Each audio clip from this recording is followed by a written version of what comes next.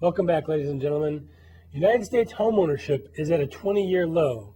JP Morgan Chase is set to charge fees for its depositors, and Germany says no to more Greek bailouts. Maury, first let's talk about home ownership.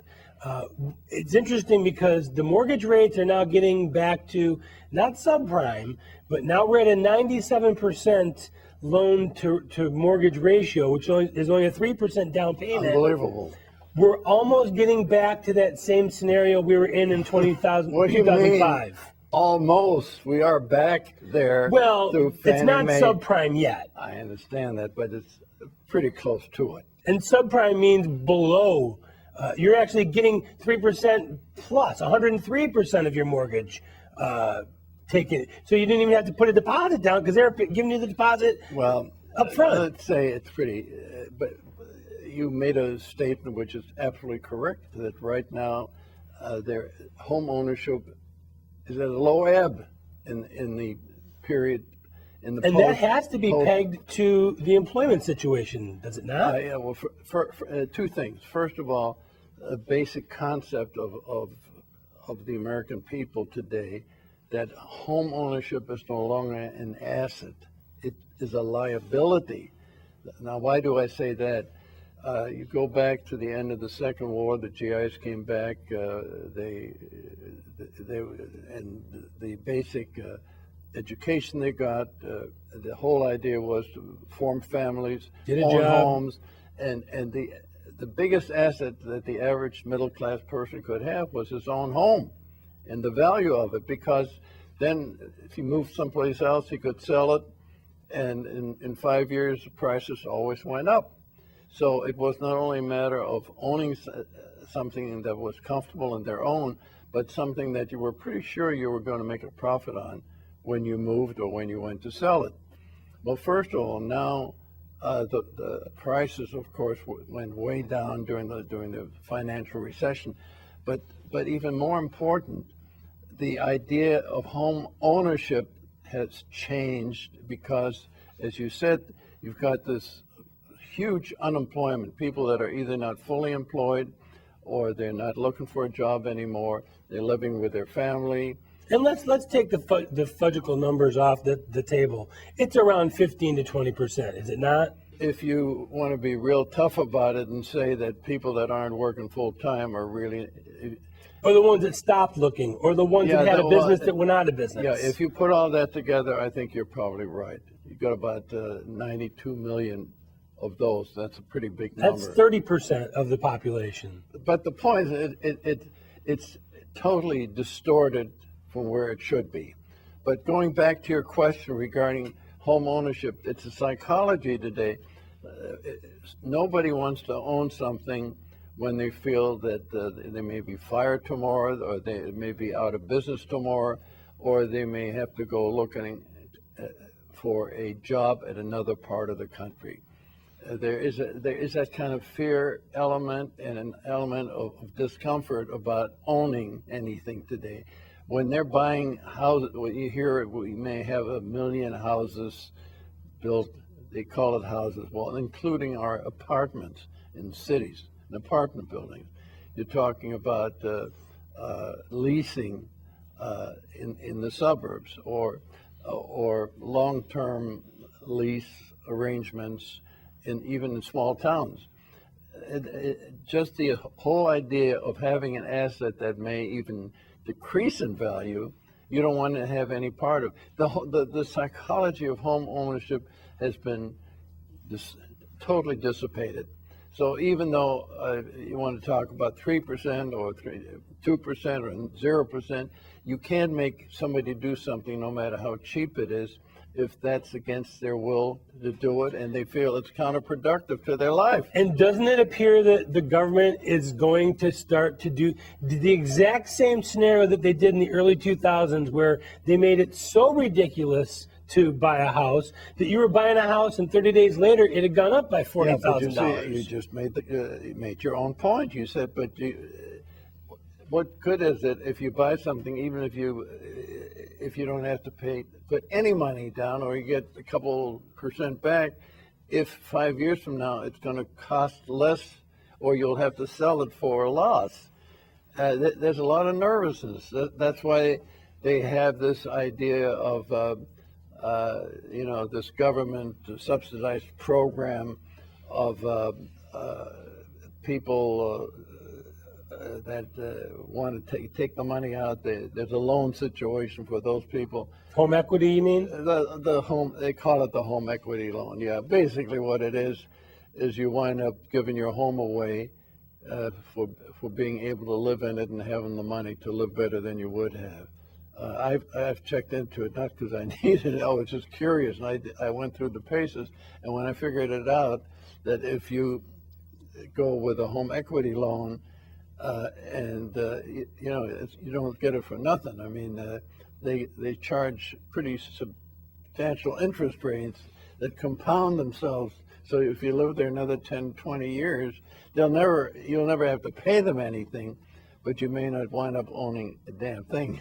And a lot of it has got to do with the millennials too, does it not? I mean, these are the young kids that probably, 18 to 30, their unemployment rate is even higher than the national average. They get out of college, they've got student loans, they've got debts, and they can't afford a house. How high the student loans are today? $1 trillion? $1 trillion. That's $1 trillion, because there's been absolutely no discipline in collecting that money, and there's too much politics in trying to go after those people that they're even now talking about dismissing these loans. So right. Blowing away $1 trillion of taxpayers' money in order to right a mistake that was made in the first place. And every year, these tuition rates continue to skyrocket. Oh, absolutely. They try to say that education is unaffordable. Well, why doesn't Harvard lower their rates? Well, you see, it's interesting. I was graduated from the University of Illinois, which is a land-grant college. It was a land-grant philosophy that existed in the middle of the 19th century. And the University of Illinois was brought about to give a public education, college education in those days, which was an advanced concept. Well, the problem is they started when I went to the University of Illinois. I was on a scholarship, and still, what we had to pay was very little as far as fees and dues and books and so on. And today, instead of the government at that time was picking up 2/3 of the cost of functioning a big university like the University of Illinois, you know what they're paying today? Less than 10%, and they're trying to cut that down. The new governor was a good man. He's a financial guy, but he's saying, look, they're going to have to cut further. That's the only way he can do it, because some of these government pension funds That's exactly where I was going to go next. They're so outrageous.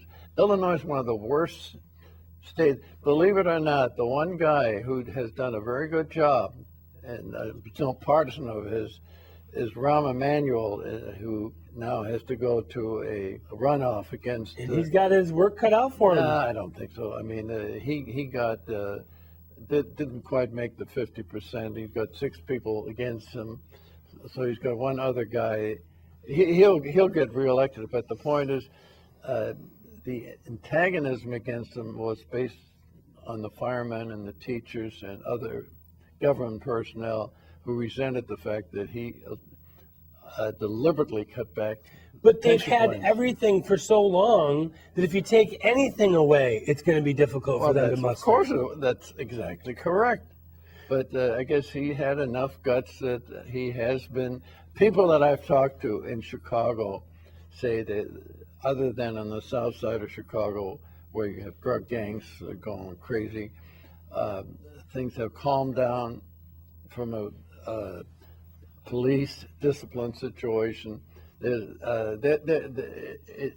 better, but a city like Chicago was going down the tubes prior to, I hate to say it, with the younger Daley. He was just giving up to the pension plans for all the government organizations.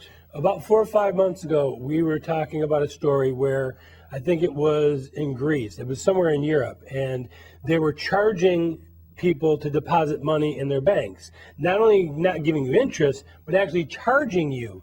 JP Morgan Chase has just come out and said that they're going to start to do that. Is this something that we're going to see relatively broad-based? And if it is, aren't more people just going to hoard money and keep it under their mattress? It's a good question.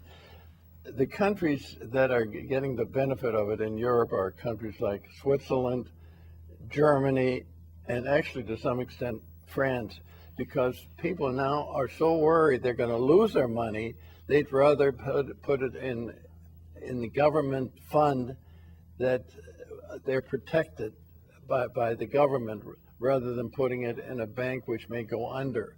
Europe is in terrible shape as a continent today. The Eurozone is hanging on by its fingernails, and only Germany is keeping it alive. And Germany is not having a good year. Germany this year will be lucky to be on the black side of the balance sheet when the year ends. So do you think that American banks and institutions are going to start to do this in a wider scale? No, I don't think, because there are too many options open to Americans. One thing I'll say about this country, with all the aggravation we have from the government and so on, there is a security here of return of principal. Return on principal is very low, but return off principal has been 100%. We need to take a quick break. Our energy, global outlook, and history segments are straight ahead. If you'd like to email us with comments or catch a segment that you missed, just go to our website, theworldreport.org, and you can also follow Maury on Twitter @Beschloss. Our quote of the day: nearly all men can handle adversity, but if you really want to test a man's character, give him power. You know who said that? Adolf Hitler. It's from Illinois. Abraham Lincoln. Oh. We'll be right back.